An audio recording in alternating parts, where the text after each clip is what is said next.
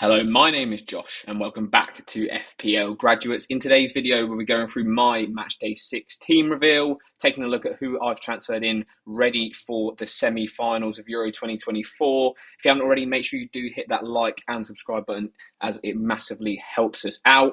As you can tell, the setup is a bit rogue, still on holiday in a different setting though, so still pumping out the videos for you as we head into the final two match days of the tournament. Let's get into it. Okay, then. So before we get into my team specifically, I'm going to talk you through some of these projections. There's fantastic graphics that I've used throughout the whole tournament from Rob T FPL on Twitter. Make sure you go drop him a follow if you don't already, because he posts these every single match day before the match day. Bit late in the day to share this information with you, but it's still quite handy, especially later on in the tournament as well, because obviously there's not much to decide between these teams. So any extra bits of information is always really, really handy.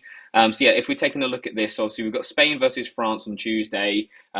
This is predicting that France will get knocked out potentially. Obviously it's quite even, potentially an extra time type of game. But Spain more likely just to get a clean sheet and more likely just to score. What I did find interesting is that England in this graphic are the most likely to score the most goals.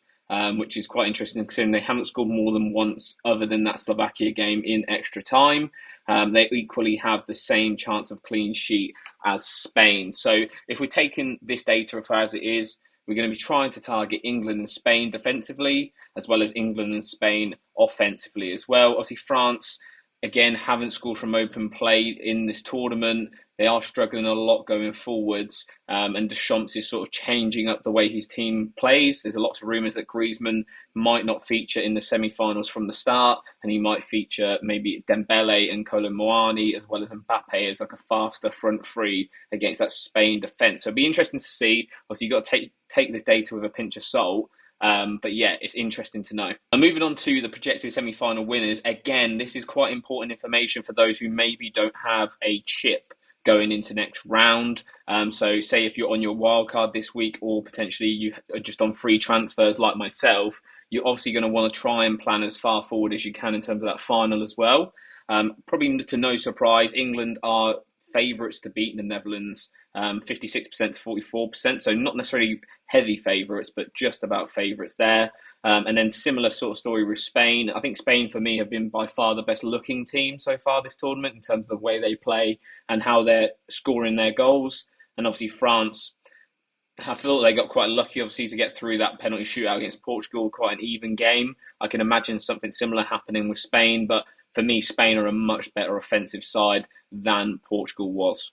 Okay, then, so getting into my team for match day 6. At the minute, 277 points. I'm not having the best of fantasy seasons or tournaments, I guess you should say. But yeah, it's been going okay. Nothing major. Obviously, as you see, Ben's 20 points ahead of me. He's had some big hauls so far this tournament from the likes of Rudiger, and not in the previous round, but the round before, and then De Vrij as well last round. So he's had some big defenders come up with the goods, which is obviously what you love to see. So yeah, taking a look at my bench, as you can see, there's a couple of players here who I won't be able to field. Just as a heads up, I've taken a -4 this match day to get the players that I've wanted, and obviously I'll talk who I brought in into this. So obviously I've had Pence for a couple of match days now. He'll just stay there. Obviously this is the last match day that you can actually sub a goalkeeper on. So just bear that in mind if you're planning on transferring out a goalkeeper. If you've got one that you're relatively happy with which I am with Pickford, I would suggest probably saving that free transfer and not necessarily using it on the goalkeeper position. Obviously, elsewhere, we've got Danny Carvajal, who is suspended. Obviously, got that really late double yellow card against Germany, which is annoying. But obviously, I'll probably try and keep him because I'm basically planning my team around the idea that Spain and England will progress. And I'm sort of gambling on that to try and maximise the points that I can get. Obviously, I did that similar sort of thing with Portugal last round. It didn't work out. So, yeah, by all means, not necessarily the optimum strategy to go for. If you are on a limitless or a wild card, you're probably definitely in a better spot than I'll be, but that's the way I'm going for it in my position. And then obviously the other players we do have on our bench are Nathan Ake and Xavi Simons. Nothing from them last round. I thought Simons was quite disappointing despite being quite decent so far this tournament. And obviously Netherlands did concede to Turkey as well, so no points there really for Nathan Ake, and there weren't too many ball recoveries either. Starting off obviously in goal is going to be Jordan Pickford. Obviously, I'd expect him to probably get more saves than he has done so far this tournament. England haven't played necessarily the best attacking side so far. Slovakia, Switzerland, although Switzerland obviously scored, didn't really cause too many problems for England. England were in control for that game pretty much throughout until Switzerland scored. And even when they did score, England went round and scored 5 minutes later. So, yeah, for me, it'll be interesting to see Pickford, how many points he gets this round. I think England are a good chance for clean sheet, just because Netherlands haven't necessarily been great going forwards, but they have definitely been a lot better than some of the teams that they've faced so far this tournament. Okay, then, so taking a look into the defence, we've got one player who plays on Tuesday, and that's Marc Cucurella. Obviously, he has had a lot of ball recoveries so far this tournament. They are getting a bit less and less now he's left the group stage. I will sort of add that as a caveat. But he is €4.5 million. He's been in my team since I wildcarded or had those free round of 16 free transfers, I guess you could say. So, yeah, for me, a really, really tidy option. Again, I'm not expecting a clean sheet, really, for Spain. I'd hope that France could cause some damage at this tournament and at least score one goal from open play. But we'll have to wait and see. But yeah, I really like, as you saw, the Spain's odds of getting a clean sheet are pretty good. And likewise with England as well. So obviously had John Stones already. I did bring in Mark Gahey back into the side. Obviously Ezri Konsa did play well, but got substituted earlier. I'd expect England to just bring Mark Gahey back. He's had a fantastic tournament. I don't think there's any reason why he shouldn't be back in the team. He's got the most ball recoveries as well throughout the tournament of players still left in it. Him and Declan Rice are heading up the most ball recoveries with, I think, 37 and 34 respectively. So a really good option. And obviously, yeah, as you can see, tripled up on that England defence, hoping for a clean sheet for those boys. Okay, then so on to the midfield then, and we've got two England players which we'll start off with first. We've got Jude Bellingham and Bukayo Saka, who I brought in both of these for this round. I think the issue with the England attackers is that you just don't know where the goals are coming from, and they're not necessarily scoring in high quantity either. So obviously we've seen Jude Bellingham score in a couple of rounds. Saka scored in the last round. We've had Kane score in a couple of rounds as well. Obviously Foden hasn't really done too much to get any attacking returns at the minute. So I've gone with the guys who have scored so far. I think Saka has been arguably one of England's best players this tournament. Not necessarily showing up in terms of the goal returns, but I think in general from open plays looked a bit dangerous.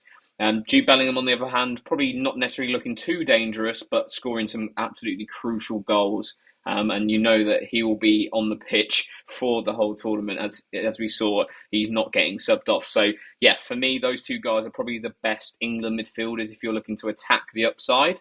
I do really like Declan Rice, though, and I think he's sort of going under the radar at the minute. As I mentioned, he's got the second most ball recoveries of any player in the tournament that is still left in it. He's obviously picked up that assist last round as well. He scored more points than Bukayo Saka and Phil Foden so far this tournament, and he's only 3 behind Jude Bellingham as well. So if you're looking for a player who's going to have a consistent floor that's definitely higher than the likes of Bellingham and Saka, because he will get ball recoveries, the lowest amount of ball recoveries he's had so far this tournament is 6. So you're getting at least a 4-pointer at the very minimum. And then obviously if England keep a clean sheet, you get the extra point there. And then there is some attacking threat with him. Obviously, you got the assist, as I mentioned, last round. He hit the post against Slovakia. And obviously, if he scores from outside the box, we're looking at an extra point there for the outside the box goal as well. So there's definite upside to Declan Rice. And if you're struggling for budget, obviously there is Fabian Ruiz and Rodri as well. But for me, I'd actually go for Declan Rice over those other two. Looking at the Spanish midfielders, I've obviously had Nico Williams for a while now. He's my favourite Spanish asset to own, I'd say.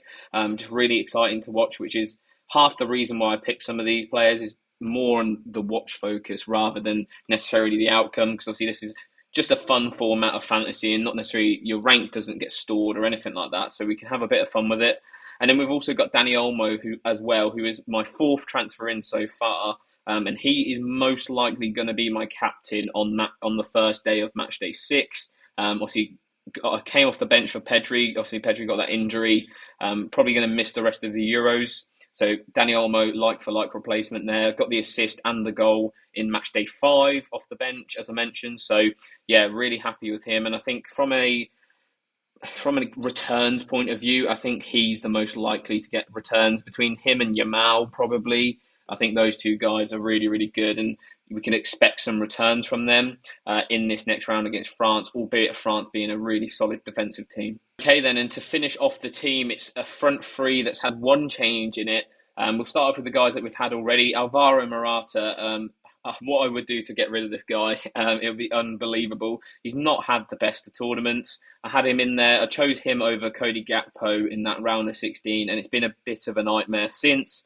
Cody Gakpo obviously getting that massive haul in, I think, the round 16 or the quarterfinals. And then, Morata's done absolutely nothing. So let's hope he can maybe do something against France. I've not got much hope at all with him, though.